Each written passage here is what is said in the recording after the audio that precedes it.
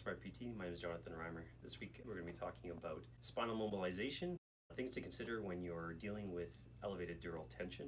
Now, we always want to be more careful when we're dealing with issues of dural tension to really know what the specific issue is.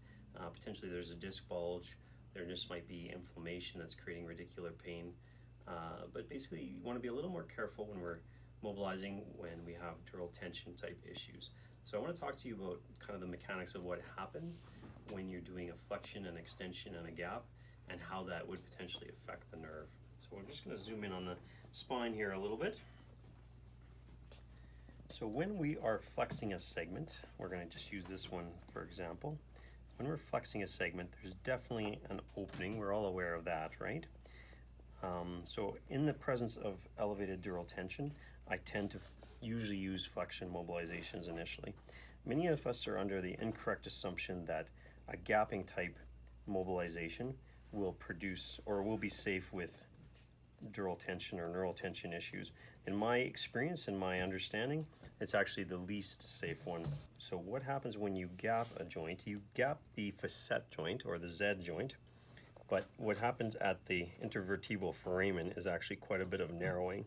So if you've already got elevated tension or signs of impingement, I would definitely recommend staying away from the gap. Otherwise, if you don't, gap is a great technique to try to improve articular mobility.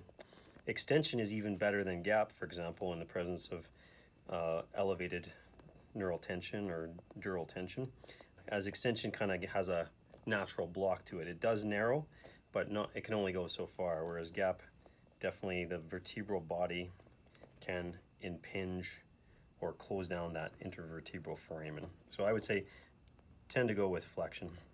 If you have an intervertebral disc issue that's causing your nerve findings, then I would also definitely recommend you stay away from gapping type mobilizations. They produce the most rotation out of the three techniques.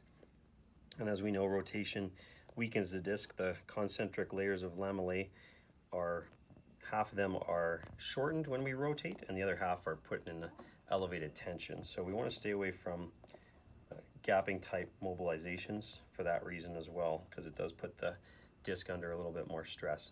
I personally find that flexion works well with disc issues. I know it seems counterintuitive, but I think that the reduction in intervertebral foramen narrowing kind of supersedes what's happening at the disc. I haven't had anybody exacerbated by flexing just at a segmental level. I do understand the general mechanics of flexion putting stress on the disc, but at a segmental level, where we're just opening up the facet joint and the intervertebral foramen, I haven't had any aggravation initially starting with flexion. Most people get some early mobilization and benefit in terms of reducing stress on the disc and reducing tension on the nerve.